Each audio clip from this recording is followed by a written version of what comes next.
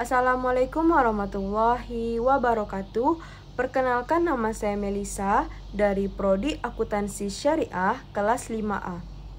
Pertama-tama saya ucapkan terima kasih kepada Ibu Fenty Juneka selaku dosen pengampu mata kuliah auditing.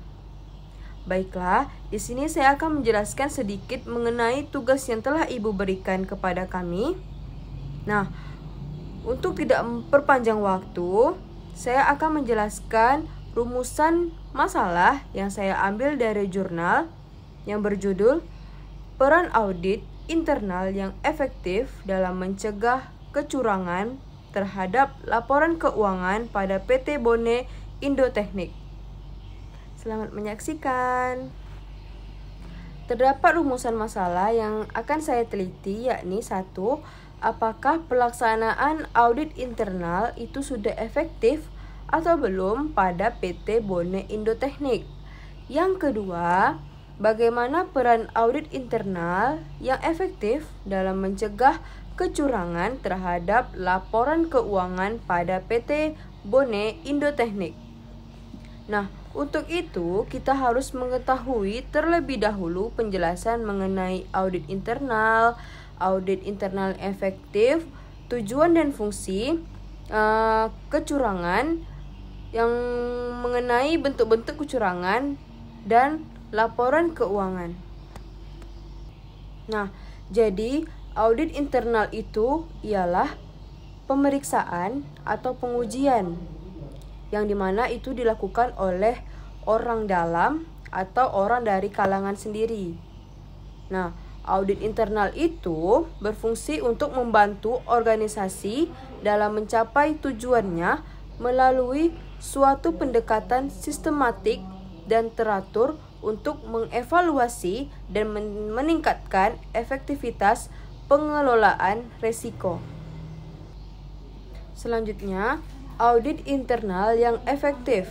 Nah, untuk meningkatkan efisiensi dan efektivitas dari kegiatan usaha di suatu perusahaan, adanya suatu departemen audit internal yang efektif yang sangat diperlukan. Berikut ini ada beberapa hal yang harus diperhatikan oleh perusahaan, yakni yang pertama, departemen audit internal harus mempunyai kedudukan yang independen di dalam organisasi perusahaan, yang dimana tidak terlibat dalam kegiatan operasional yang diperiksanya. Yang kedua, departemen audit internal harus mempunyai uraian tugas tertulis yang jelas sehingga dapat mengetahui tugas, wewenang, dan tanggung jawabnya. Dan yang ketiga, departemen audit internal harus memiliki dukungan yang kuat dari top manajemen. Nah, audit internal ini mempunyai tujuan dan fungsi, yakni untuk membantu semua pimpinan perusahaan atau manajemen dalam melaksanakan tanggung jawabnya dengan memberikan analisa, penilaian, saran, dan komentar mengenai kegiatan yang diperiksanya. Untuk mencapai tujuan tersebut, internal auditor harus melakukan kegiatan seperti menelaah dan menilai kebaikan, memastikan ketaatan terhadap kebijakan, memastikan seberapa jauh harta perusahaan dipertanggungjawabkan dan dilindungi, memastikan bahwa pengelolaan data yang dikembangkan dalam organisasi itu dapat dipercaya, menilai mutu pekerjaan, dan menyarankan perbaikan-perbaikan operasional dalam rangka meningkatkan efisiensi dan efektivitas.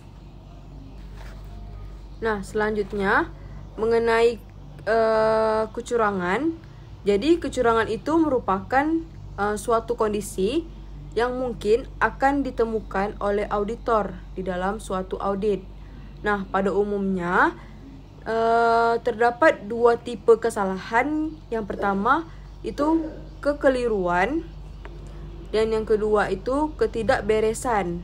Nah, kekeliruan itu kesalahan yang tidak disengaja, sedangkan ketidakberesan itu merupakan kesalahan yang disengaja dilakukan oleh manajemen atau karyawan dan lain-lain. Bentuknya ya kecurangan itu. Nah, kecurangan atau fraud yang ada di dalam pelaporan keuangan itu terjadi dengan menggunakan berbagai cara dan bentuk, di mana seseorang auditor itu akan terkecoh dalam melakukan pemeriksaan terhadap hal tersebut. Nah, adapun menurut Johnston dan kawan-kawan, bentuk fraud itu terdiri dari dua, yakni misstatement arising from misappropriation of asset. Itu salah saji timbul dari penyalahgunaan aset. Nah, misalnya memanipulasi pengeluaran kas melalui perusahaan palsu, mencuri persediaan dengan memanipulasi catatan keuangan. Nah, yang kedua, misstatement arising from fraudulent financial reporting atau salah saji transaksi penipuan pelaporan keuangan. Nah, 3 cara umum kondisi penipuan laporan keuangan. Yang pertama itu memanipulasi, di mana itu pemalsuan atau perubahan catatan akuntansi. Nah, yang kedua itu keliru atau kelalaian. Dan yang ketiga, penyalahgunaan disengaja pada prinsip akuntansi. Fase terpenting dari penelitian ini ialah pengumpulan data. Nah, pengumpulan data ini tidak lain dari suatu proses pengadaan data keperluan penelitian. Dari mana data itu diperoleh? Nah, jenis data yang digunakan dalam penelitian ini yaitu data primer. Apakah data primer itu? Jadi, data primer itu adalah data yang diperoleh langsung dari objek yang diteliti berupa data hasil wawancara dengan karyawan audit internal pada PT Bone Indotechnik tersebut. Nah, adapun metode analisis data yang digunakan dalam penelitian ini ialah metode analisis deskriptif kualitatif. Analisis yang dilakukan dengan membandingkan antara data yang diperoleh dari PT Bone Indotechnik dengan teori-teori yang ada. Sebagai penutup dari pembahasan ini, saya akan memberikan kesimpulan berdasarkan pembahasan mengenai peran audit internal yang efektif dalam mencegah kecurangan terhadap laporan keuangan pada PT Bone Indotechnik. Nah, jadi kesimpulannya itu ialah 1.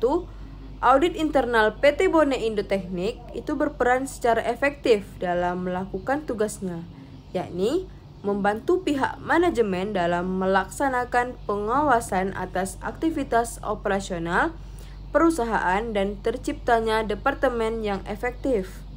Nah, dan yang kedua, dalam pencegahan terjadinya kecurangan audit internal pada PT Bone itu selalu melakukan review mengenai ketelitian, independensi, efisiensi, dan kegunaan catatan-catatan perusahaan, serta pengendalian internal yang terdapat dalam perusahaan dan perusahaan dapat memiliki departemen yang efektif. Baiklah, sekian dari penjelasan saya. Mohon maaf apabila terjadi kesalahan kata maupun sikap saya. Saya akhiri dengan wabillahi taufiq wal hidayah. Wassalamualaikum warahmatullahi wabarakatuh.